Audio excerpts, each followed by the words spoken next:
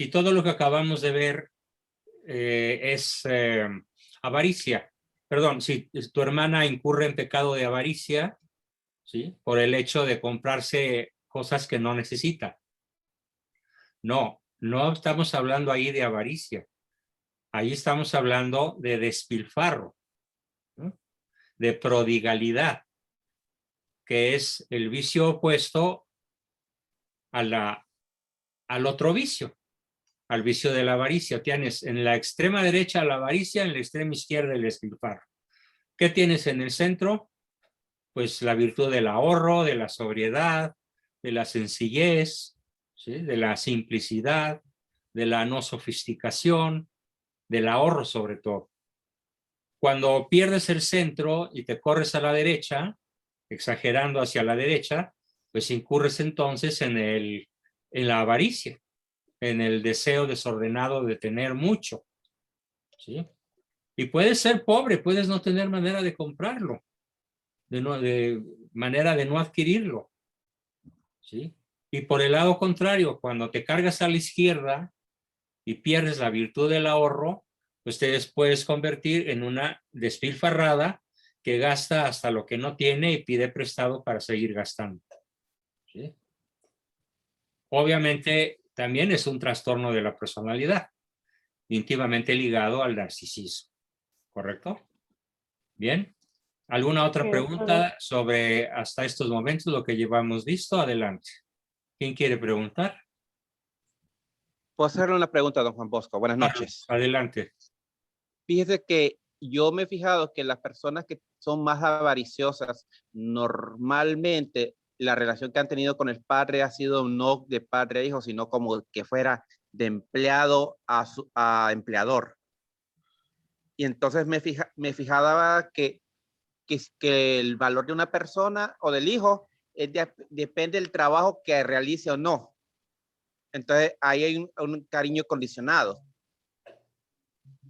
Entonces, y el peor de los detalles es cuando el padre le dice, mira, yo tengo más hijos fuera del matrimonio que puede hacer tu trabajo. Así que o me obedeces o te me vas de patitas para la calle. Y eso se ha dado en muchos casos. ¿Qué piensas?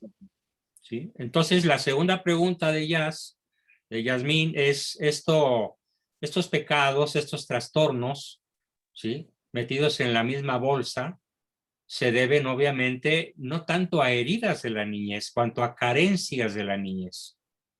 ¿Sí? El avaro puede decirse que es una persona que intenta adquirir o conservar todo aquello de lo cual careció.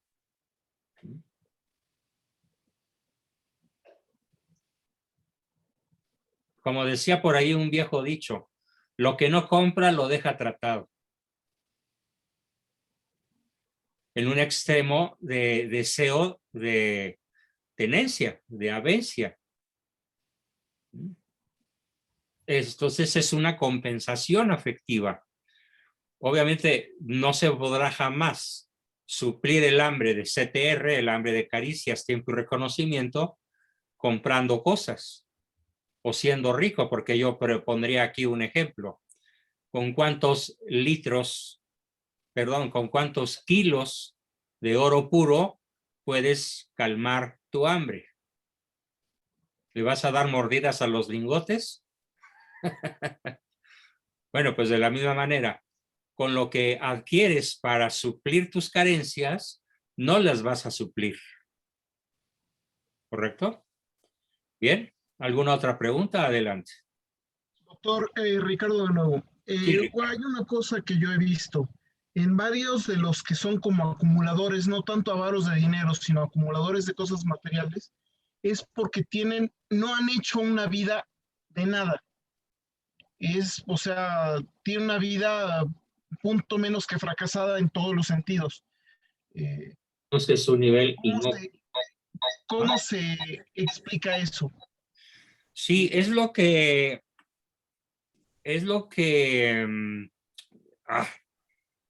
perdón, se me escapa. Víctor Frankl. Víctor Frankl, en su libro El hombre en búsqueda de significado, señala justamente lo que tú estás preguntando. La falta de significado espiritual, axiológico de alto nivel, de bien, verdad, belleza, unidad, arte, conocimiento, sabiduría, Dios, patria, libertad. La falta de un sentido trascendente a la vida hace que, como decía, y eso no lo dice Víctor Frankl así, lo dicen los rancheros de México, el que no conoce a Dios a cualquier caca se le hinca. Entonces, la persona que no tiene, se oye muy terrible, pero así es, ¿sí? La persona que no conoce valores superiores y no les dedica su vida, tiene su corazón puesto en puras cosas desechables, ¿sí? Intrascendentes, que no valen la pena. Muy buena la pregunta y esa sería mi contestación. Bien, ¿alguna otra más sobre el tema de la avaricia? Una pregunta. ¿Se puede oscilar entre lo que es el despilfarro y la avaricia? O sea, una persona que vaya de extremo a extremo. Sí, conozco casos así. Son personas que más que padecer TOC, padecen, o sea, trastorno obsesivo compulsivo, padecen psicosis bipolar, que antes se llamaba maníaco depresivo y hoy se ha concretado con el nombre de bipolaridad. En la escala, cuando están maníacos, compran todo, hasta el planeta entero, ¿no? Hubo un famosísimo chiflado allá en París que logró vender la Torre Eiffel. Imagínense nada más, ¿no? ¿Sí? A un maníaco que creía poderla comprar. Y obviamente a la mera hora, pues ambos se llevaron un terrible chasco, ¿no? Y por el otro lado, en la fase depresiva está la persona que no desea nada y que se vuelve descuidada, se vuelve pues zarrapastrosa, sucia, abandonada, en la fase depresiva de su bipolaridad.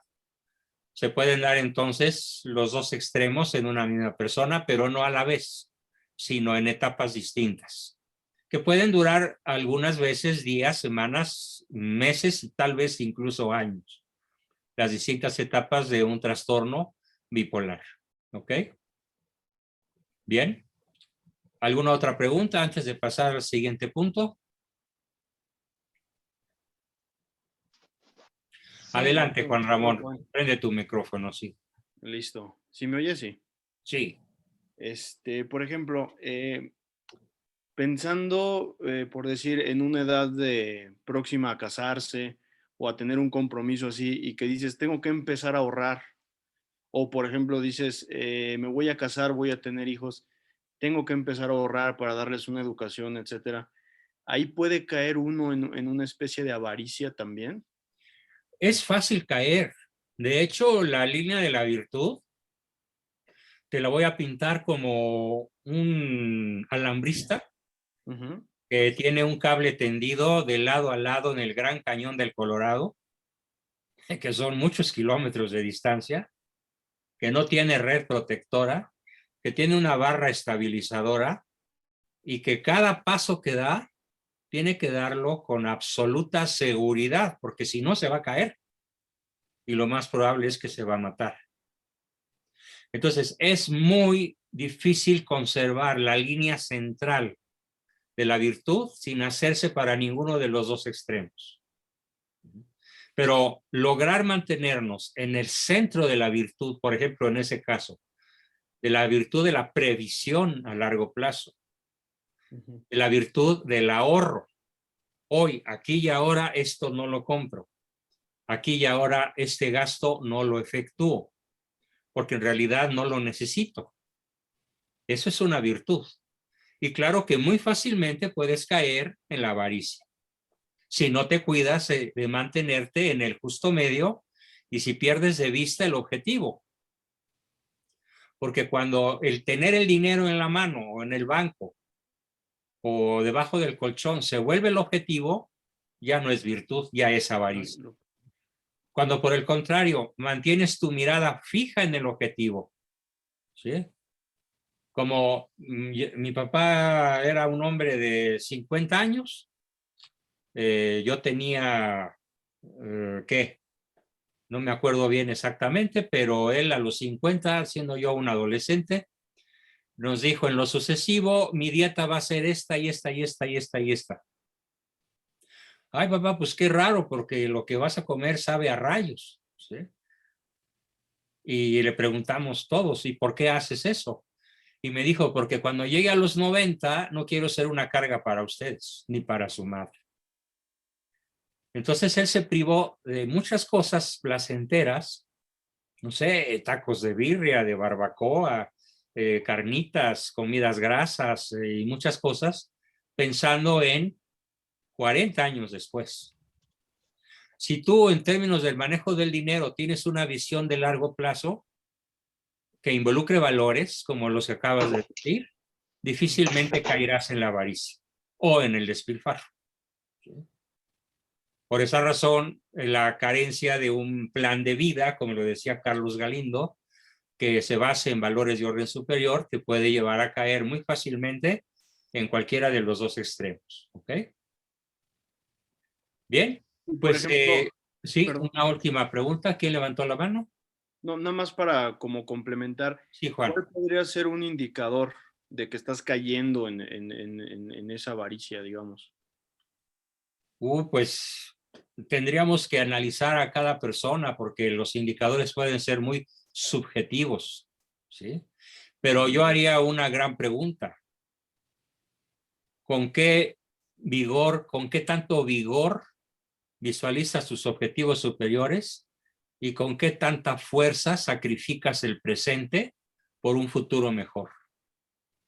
Esa sería la gran pregunta, ¿sí? Para quedarte en el justo medio, ¿no? Implica sacrificio, implica esfuerzo. Sí. Ok, perfecto. En cambio, ser avaro no implica esfuerzo, o ser despilfarrado tampoco. ¿Sí me explico? Claro. El avaro lo es sin ningún esfuerzo. Ya tiene el vicio, le brota. Y el despilfarrado lo es sin ningún esfuerzo. Es decir, haciendo un poco chusco el ejemplo, una persona floja no necesita esforzarse en ser floja. ¿De acuerdo? En cambio, en ser diligente, sí tiene que esforzarse. Okay. Lo mismo en ser ahorrativo. Implica un esfuerzo. Implica el poder dejar ciertos bienes inmediatos por bienes superiores que vendrán en el futuro. ¿Ok? Ok, perfecto. Bien. Pues continuamos entonces. Vamos a ver. ¿Sí? En un segundo nivel hacia abajo, podemos denominarlo nivel molesto. Molesta a él mismo, ¿sí? Y molesta, perdón, relacionado íntimamente con el pecado de la avaricia. Bien, espero que esto conteste bien tu pregunta. Doctor, gente que no era así en su, o sea, años antes, más jóvenes, al final comienzan a hacerse como muy avaras, no solo con los demás, sino con ellos mismos, de no querer gastar ni siquiera en ellos mismos. ¿Será esto algo común o solo pasa en mi entorno? No, eso pasa en cualquier lugar de la tierra, en cualquier época histórica, en cualquier raza, lengua, religión o cultura. La vejez tiene muchos síntomas físicos, mentales, espirituales, académicos, gonadales. Desde muchos puntos de vista se puede analizar a la tercera edad, ¿sí? Y, por ejemplo, en mi caso, que ya cumplí 78, pues yo ya soy de la pelea antepasada, no se dan ciertos rasgos porque intencionalmente los combato, porque sé que estoy en riesgo de caer en lo que acabas de decir. El riesgo es inminente.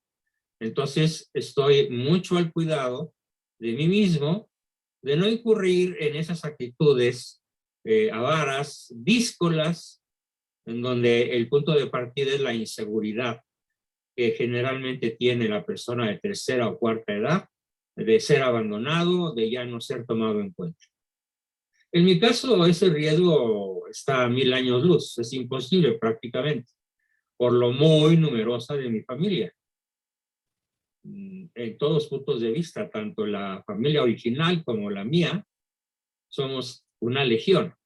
Entonces el sentimiento de desamparo o soledad, pues no está a la vuelta de la esquina, lo veo prácticamente imposible.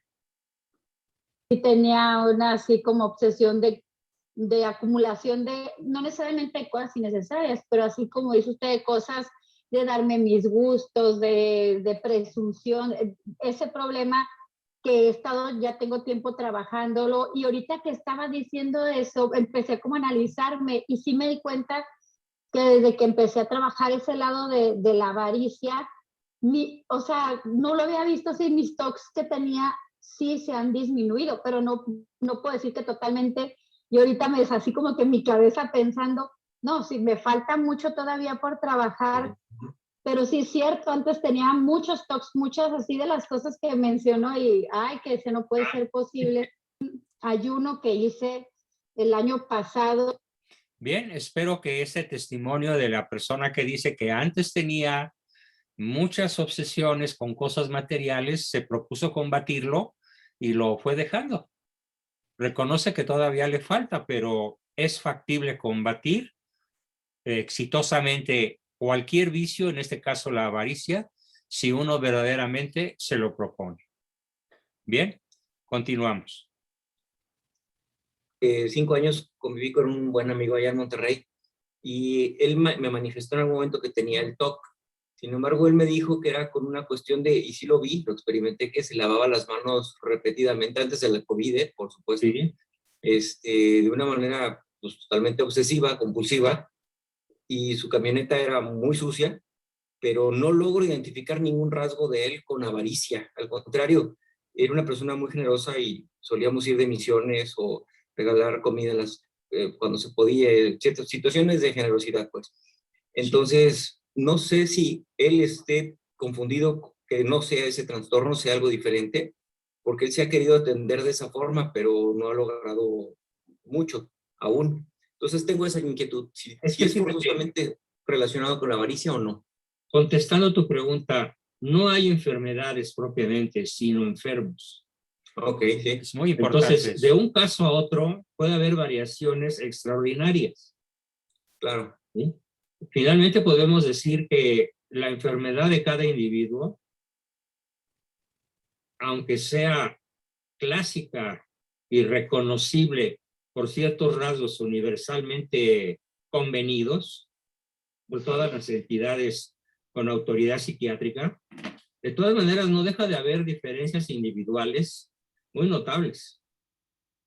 En este caso se trata de un TOC, pero desaliñado, de un TOC, digamos, desprendido, es más, desaprensivo, sí. Lo cual quiere decir que tiene que tener necesariamente en su vida largas horas de tristeza o depresión. Sí, él sí se paralizaba, porque cuando llegaba a un caso extremo... Fíjate, yo sin conocerlo te estoy diciendo por qué está cochino su coche. Porque él está deprimido. Sí, también. Porque solamente una persona deprimida maneja con la mugre a bordo. Sí. Con el desorden. ¿Sí? Sí, es sí, más, sí. es clásico. En muchísimas ocasiones yo he pedido, a ver, quiero ir a tu casa y que me enseñes tu recámara. Y con solo ver la recámara es la mitad del diagnóstico. ¿Mm? Claro, aparte de los test y de las entrevistas y de los factores, pero la suciedad y el desorden son típicos de la depresión.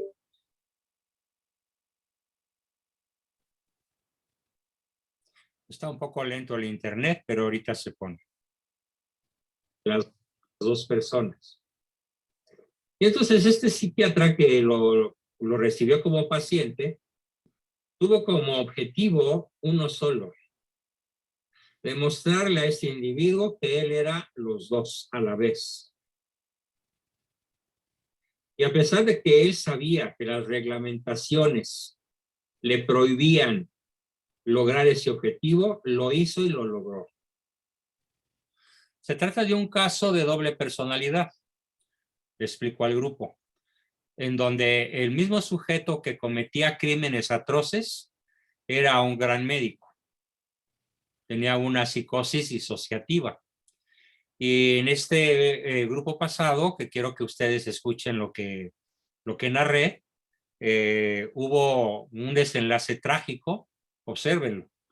¿Cuál fue el resultado de que el paciente se enterase de que él era el asesino a la vez que el médico famoso? Se suicidó. Y el comité inglés de asociación, o como se llame, de psiquiatras, le quitó el permiso a este doctor por haber hecho algo cruel e indebidamente brutal, agresivo. Este eres tú. En vez de buscar otras muchas rutas para hacerlo a esta persona no peligroso. Pero al demostrarle que él era los dos, lo hizo peligroso. ¿Qué tanto? Tanto que se quitó la vida. Entonces, ahora, para arriba, la persona sana, como muchos del grupo lo son, la bien adaptada, productiva, que tiene una buena relación de pareja, que tiene una buena fama con sus hijos, cosa muy difícil en esta época, que es honesto, que gana bien el pan con el sudor de su frente.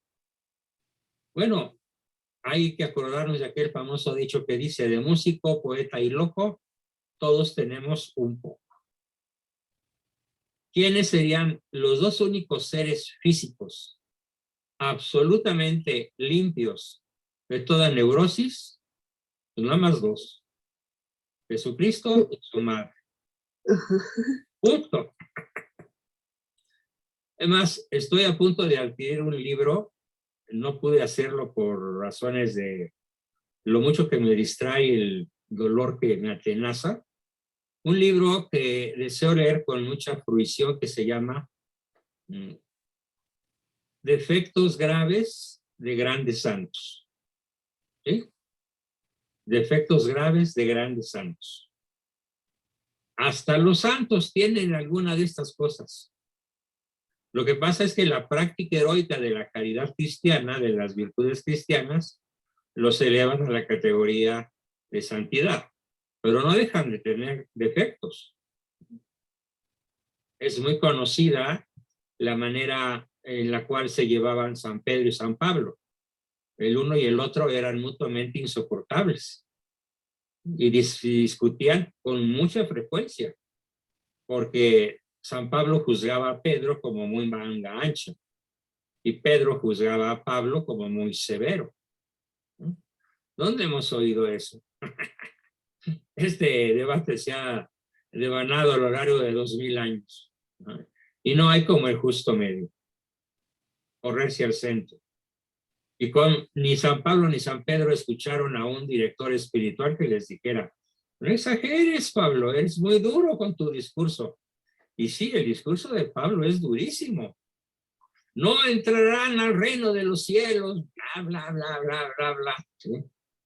Y ya no lo digo para que Facebook no me vuelva a castigar 30 días.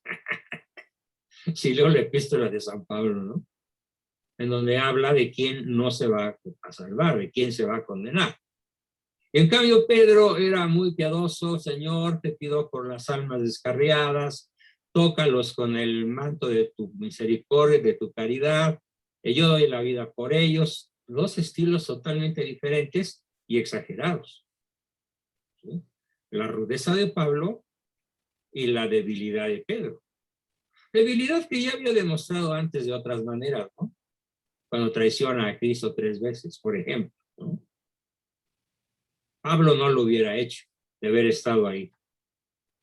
Entonces, y si le vemos la vida, por ejemplo, de Santo Tomás de Aquino, el santo más famoso en el intelecto, en el universo intelectual de la Iglesia Católica, él, un poco antes de morir, quería quemar toda su obra, porque se había dado cuenta de que contenía errores.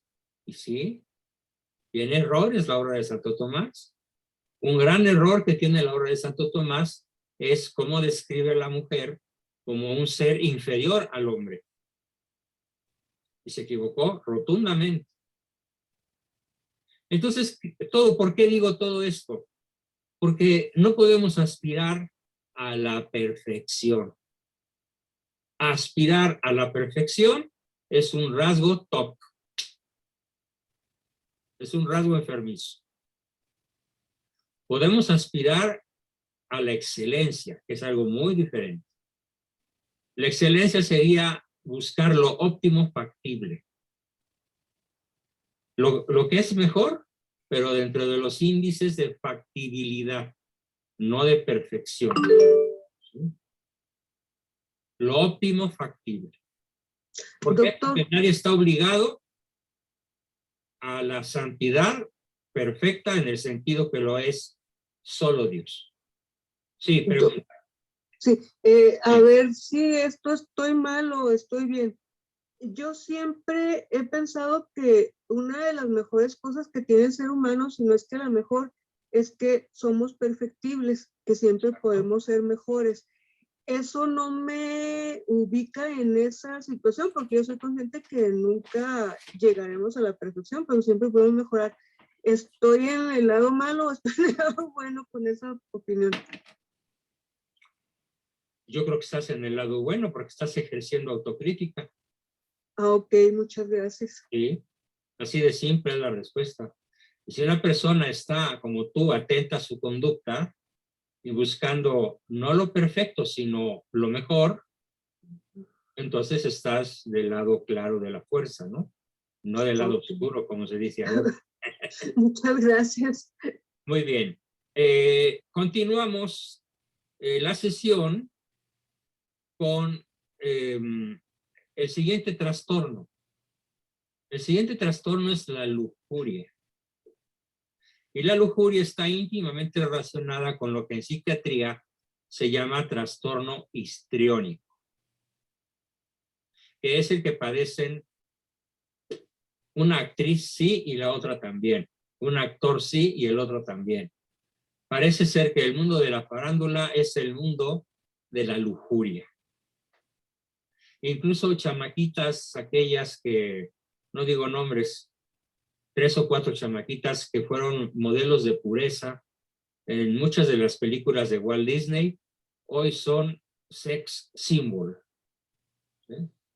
Son lujuriosas, a manos llenas y sin importarles absolutamente nada más que el dinero, el poder y la fama. Y sobre todo, pues viva el rey ha muerto, viva el rey. Y pasan de una cama a otra, como una mariposa pasa de una flor a otra. ¿Por qué? Porque en general el mundo de la farándula está lleno de una patología que se llama trastorno histriónico. El histrionismo, el ser histriónico, nos da mucha capacidad para ser actores, para fingir, para mentir, para ser exagerado, maníaco, dado a la lujuria, a la diversión, al baile, al desenfreno. La lujuria está considerada como pecado capital por la Iglesia, y tanto como la histeria, desde el punto de vista de la medicina clásica, inciden ambos, los escolásticos y la medicina, inciden sobre la importancia de los temas relacionados con la sexualidad, que han tenido como objeto de controversia y han supuesto como forma de ejercer un control sobre el individuo. Los escolásticos fueron conscientes de que la lujuria no solo supone el desenfreno de los apetitos carnales o venéreos, sino que supone también el deleite en cualquier abundancia y superfluidad de las cosas corporales, la pérdida del control de la mente, la inconstancia, la preferencia por los bienes del mundo y el horror al futuro.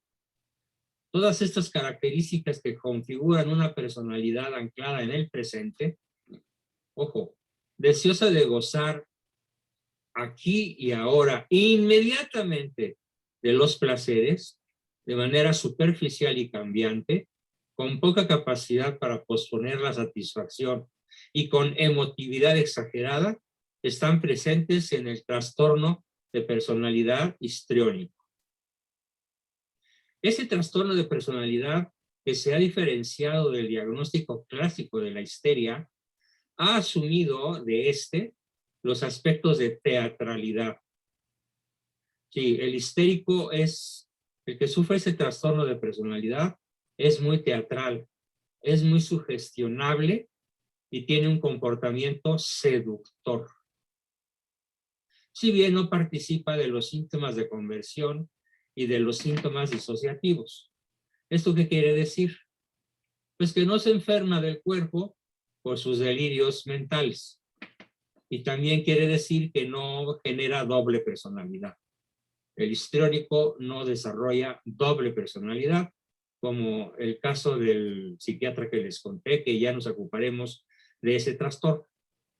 Tanto la lujuria como el trastorno de personalidad histriónico, en ambos, late un fondo de inconstancia, teatralidad e inautenticidad, que hace anteponer las satisfacciones inmediatas y superficiales a los vínculos profundos, sean en relación con Dios o con los hombres. A los escolásticos les parecía preocupar especialmente el protagonismo que lo carnal adquiría en el contexto de la lujuria. ¿Por qué les llamaba, y a mí también, tanto la atención el protagonismo de la persona lujuriosa? Porque esto necesariamente aparta al individuo de Dios.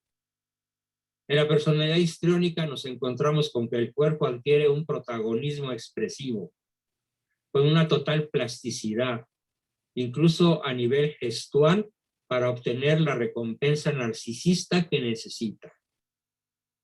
Y entonces la lujuria puede empezar por un guiño de una chamaca a un varón, o por un movimiento sensual de un varón a una dama. Pero también en la homosexualidad se da el inicio de los gestos corporales para lograr un objetivo de carácter lujurioso, de carácter placentero. El cuerpo pues adquiere un protagonismo expresivo, con una total plasticidad, incluso a nivel de gestos, para obtener la recompensa narcisista que el lujurioso necesita. Esta plasticidad, que se percibe como inconstancia, impide en consecuencia el establecimiento de relaciones definitivas, de relaciones para siempre.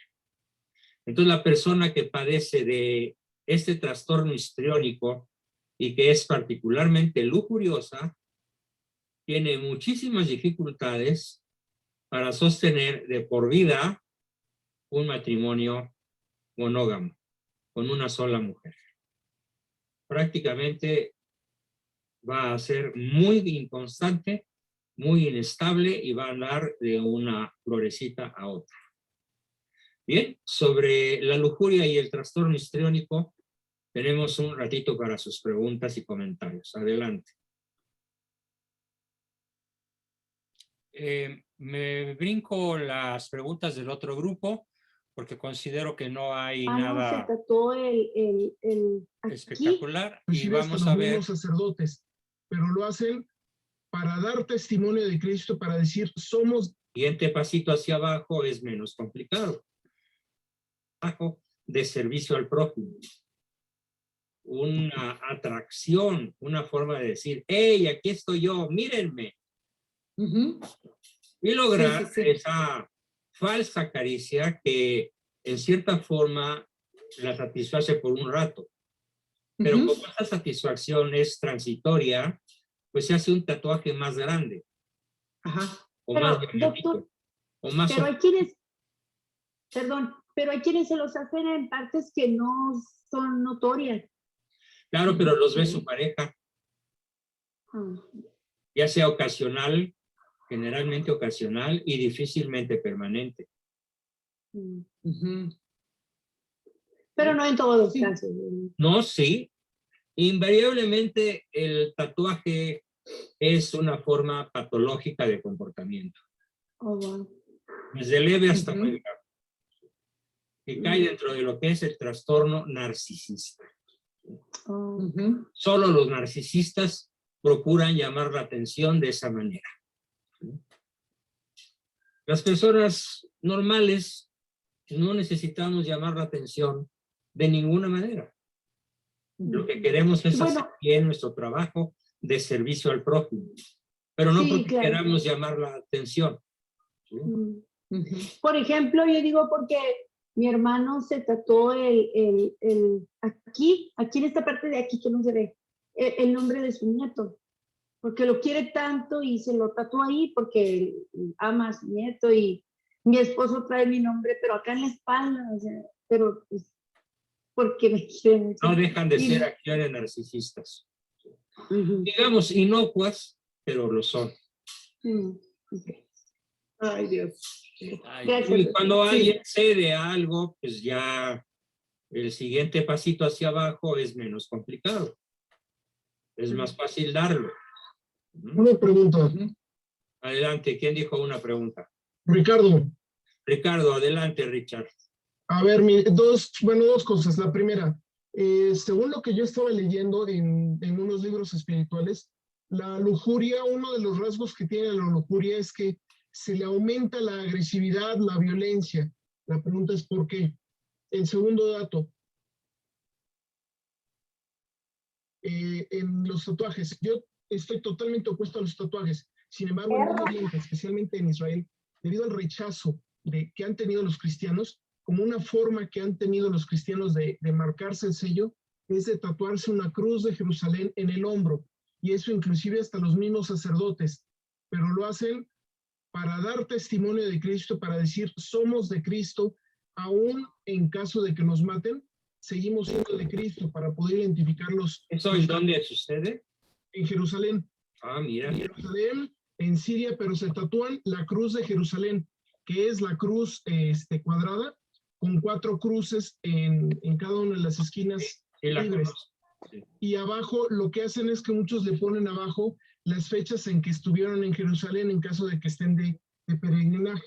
Y curiosamente hay tatuadores que son sacerdotes católicos, pero es lo único que tatúan, ese símbolo. Ah, pues qué interesante, ¿no? Qué interesante. Sí. Ahí yo no vería narcisismo, al contrario, yo ahí vería una valentía formidable, porque ellos saben que van a ser vistos y van a ser perseguidos. De hecho, la persecución desde el Mediterráneo hasta China es una persecución brutal. ¿Así? O sea, si medimos en número de kilómetros cuadrados, en qué países persiguen a los cristianos, es bastante mayor esa extensión territorial que aquella en donde los cristianos podemos ser libres. De hecho, sí. Entonces, pero ciudadanos. Sí, entonces ese es uno, dos. Y dos, quería confirmar lo que le había comentado de lo de la agresividad en las personas que son excesivamente lujosas. Ah, pues te lo voy a explicar. Fíjate que hay un centro neurológico. Hay un centro neurológico que pone en acción una cierta música que fue construida a partir de la década de los 60. La música rock fue construida de modo intencional por una serie de especialistas para despertar el cerebro reptiliano de todo ser humano. Todo ser humano tiene una zona que se llama límbica, la zona límbica, está en la base del cráneo, en la base del cerebro, perdón, y que es el centro de la ira, de la lujuria, de la agresividad, de las reacciones impulsivas. Es un solo centro neurológico que controla a la vez la ira, el deseo sexual, la agresividad y la capacidad para defenderse. Ese centro nervioso ha sido brutalmente estimulado por la música Beatle, y desde que se inventó la música Beatle, la juventud norteamericana ha sido empujada, literalmente empujada en masa al consumo de drogas, gracias a la excitación del centro nervioso llamado zona límbica o cerebro reptiliano. Pero está tan juntito todo que la reacción neurológica está profundamente ligada De hecho, ¿qué hace un violador? Un violador, para poder violar, necesita estar no solo excitado, necesita estar iracundo, necesita desarrollar un odio tremendo contra la mujer a la que va a violar, ¿sí? Una agresividad desbordante, si no, no la viola. Si siente algo de ternura o algo de gusto estético, pues se inhibe la agresividad. Entonces, aquí va íntimamente ligado la lujuria con la agresión, gracias a que ambos, la lujuria, la agresión, la ira, están concentradas en una parte del cerebro muy selecta y muy bien identificada. Doctor Juan, una pregunta. Hay que aprender a dominar la serpiente, ¿no? A dominar el reptil que todos tenemos dentro, que es obviamente la zona oscura y la que en un momento dado puede inclinarse hacia comportamientos luciferinos o comportamientos pecaminosos extremos, o incluso hacia una personalidad psicopática, de la cual ya hablaremos en este ciclo. Amados o no amados, ¿no? Así es. En la forma en la que recibimos, en la forma en que nos dieron, más bien, en la forma en la cual percibimos el CTR de nuestros padres y abuelos y similares, es como vamos a desarrollarnos con más facilidad que de cualquier otra manera. La forma en la que se satisfizo o no el grupo de hambres básicas es un componente extremadamente importante en la personalidad. Sobre todo cuando ha habido carencias. Es fácil sobreponerse a las caricias negativas. Es más difícil sobreponerse a las caricias falsas o de lástima o condicionales. Pero a la carencia de CTR, pocos pueden sobreponerse. No es una virtud, es algo educativa. Bien. El resto de los 20 minutos que nos quedan para preguntas de este grupo. Adelante sobre el tema de la lujuria, la avaricia, la soberbia, aunque fue el tema de la sesión del miércoles pasado, no importa. En general, de todo lo que hemos venido viendo, psicopatología y pecado, particularmente estos tres, y en esta última sesión, el TOC ligado a la avaricia y la lujuria ligado a la personalidad histriónica. ¿Quién quiere preguntar, profundizar, proponer, enriquecer algo? Adelante, por favor. Sí, Adrián Ortega. Sí, tengo una pregunta. Aquí en Estados Unidos hubo una estadística de los sacerdotes que abusaron de menores, que el 80% fue una relación hombre-hombre, o sea, homosexual. Homosexual, es cierto, ese dato es rigurosamente histórico. Y me pregunto que si ese trastorno es histriónico, o sea, obviamente cabe en la lujuria, pero si es histriónico, ¿cómo sería detallado para entenderlo mejor? No, fíjate que la homosexualidad no es un trastorno histriónico. La homosexualidad es un trastorno de falsa identidad. ¿Sí? Pero no es el momento de analizarlo, pero dentro del ciclo de pecado y salud mental que estamos viendo, naturalmente hablaremos de homosexualidad. Aunque si lo subo a la red, corro el riesgo de ser borrado de ella. Okay. Pero bueno, buscaré un lenguaje que Facebook no lo considere muy lenguaje de odio, como se quejan, ¿no? Que por cierto, tengo 7 días castigado por haber hecho un juicio negativo de la defensa de la homosexualidad que hace algún funcionario público de ese país.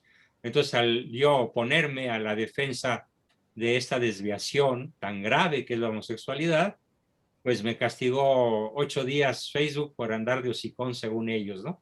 Por cometer un crimen de odio. Pero sí lo vamos a tocar, por supuesto. Buscaré esa delgada línea roja para no caerme en los extremos y que pues mucha gente pueda ser beneficiada por las aclaraciones tan importantes que pueden hacerse al respecto sobre el trastorno gravísimo que implica la homosexualidad. ¿Bien? Entonces, ¿qué, se podría tocar el trastorno de Trastorno de identidad de la persona. de identidad? Ok, gracias. Claro, sí.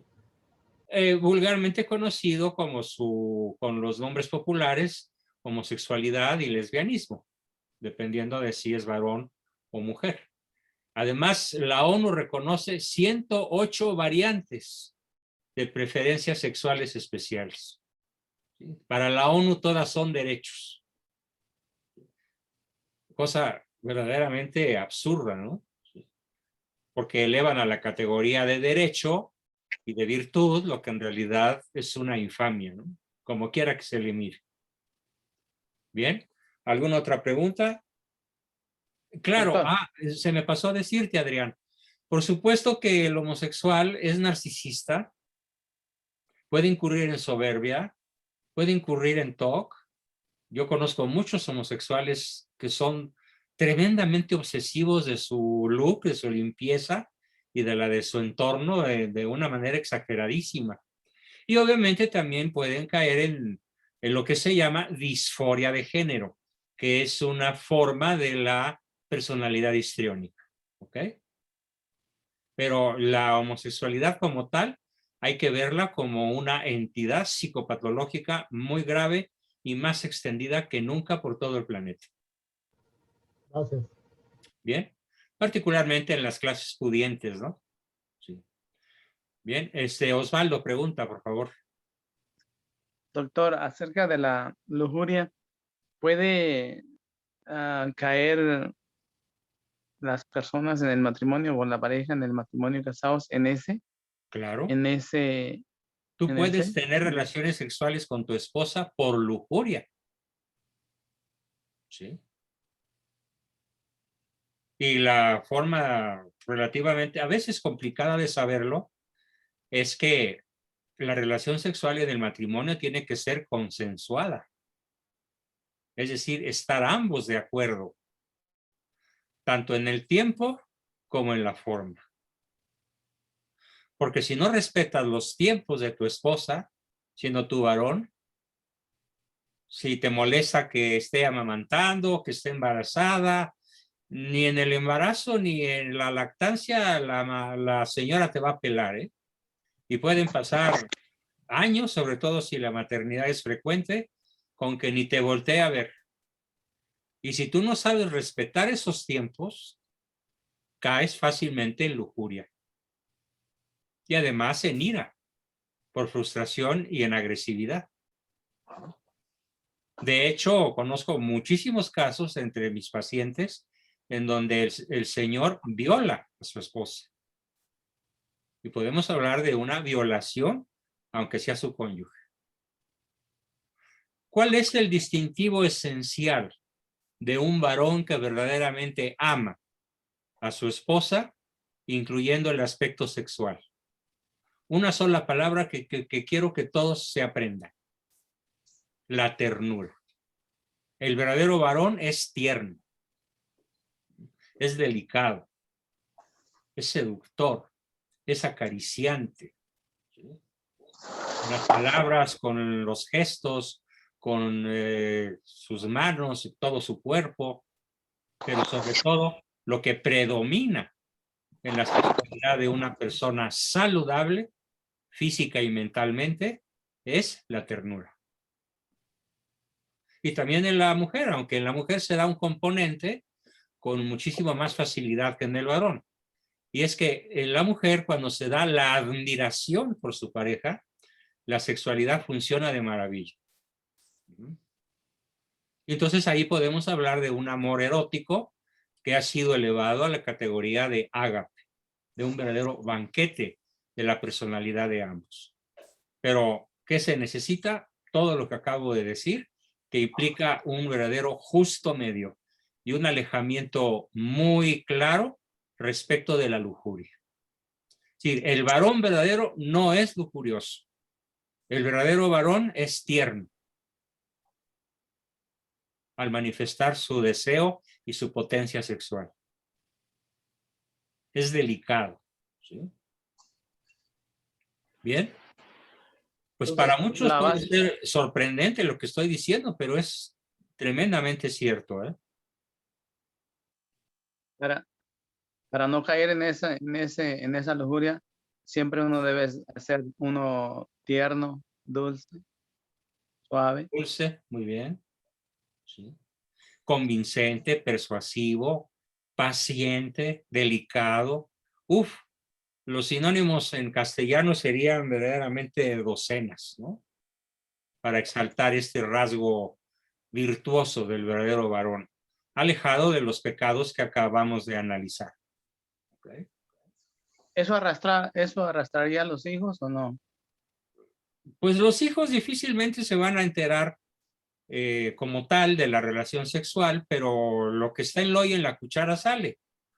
Entonces, en tu forma de pedir la comida, apúrate vieja, o mi amor, ¿ya están los frijolitos? Por favor, chiquita. Ah, qué diferente decirle, ¿y qué onda con los frijoles, vieja? ¿No? Entonces, en la forma como lo tratas a tu esposa en la mesa, en la forma como la tratas al subirse o bajarse de un automóvil, propio o alquilado o como sea, en la forma como la ayudas a bajar y subir escaleras, en la forma como le chuleas su vestido aunque te parezca feo, ¿sí? Ella tendrá sus propios gustos y se los tienes que reconocer si la quieres tener contenta, ¿no? Entonces, en toda esa ternura externa antes de la relación sexual, claro que nuestros hijos se fijan. Y aquí aplica aquel famosísimo doble dicho. El primer varón de una mujer es su papá. Y la primera mujer, ¿sí?, de un varón es su mamá. Entonces, nuestros hijos introyectan, no imitan, introyectan, tragan lo que están viendo a su alrededor, aunque sea sin palabras y con puro lenguaje corporal.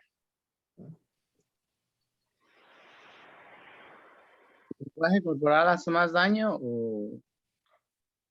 No, el lenguaje corporal puede ser más sutil de entender o más difícil de entender por nuestros hijos.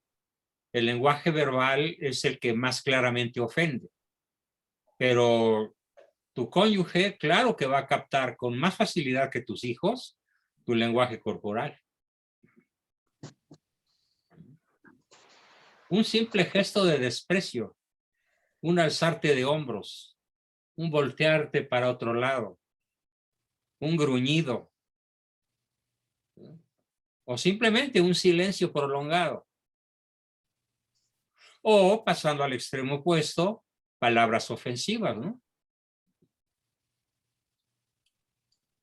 Todo eso es pecado. Porque acuérdense, ya lo vimos, las palabras matan, las palabras hieren, las palabras con carga de ofensividad, de agresividad, de enjuiciamiento, matan la vida y la salud del prójimo. Así que no hay como tener un lenguaje que se oiga bonito, un lenguaje melifluo, un lenguaje tierno, dulce, encantador. Sobre todo para dirigirnos al cónyuge y desde luego a los hijos. Pero es más importante esto en el cónyuge que hacia los hijos. ¿Bien? ¿Alguna otra pregunta? Todavía tenemos un poquito de tiempo. Lujuria es nuestro tema central. Adrián. Sí, tengo otra pregunta, regresando un poquito a lo que es el TOC. Sí. Tengo un tío que, por ejemplo, si le pateó un pie sin querer, él busca la manera en que le patee yo el otro pie, para que le toque los dos. Ah, caray, no me digas. Son como tics, ajá. Son manías. Manías, sí. Son manías. Y el TOC está atascado de manías. Entonces es obsesión compulsiva, ¿verdad? Es un síndrome TOC, claro que sí. Ok, gracias. Incluso él en lo íntimo puede tener otros rituales, ¿eh? Ahora, ¿es debido a cosas que él vio, percibió, o es una deficiencia también del cerebro que tenga un químico? No. La depresión, sobre todo la depresión endógena mayor, sí está ligada a trastornos neurológicos y psiquiátricos de origen psicofísico. Pero el TOC no tiene una base cerebral ni neuronal. El TOC es un aprendizaje conductual que se deriva de la terrible educación recibida por parte de uno de los dos padres o por parte de ambos padres. O sea, no hay un TOC gratuito. Viene de la educación y no tiene este tipo de neurosis, no tiene una fundamentación psicobiológica, neuronal. La mayoría de manías son conductuales. Si tú haces un electroencefalograma y un mapeo cerebral, un escáner cerebral de una persona sana, no obsesiva, y de una persona con muchas obsesiones, no vas a encontrar ninguna diferencia.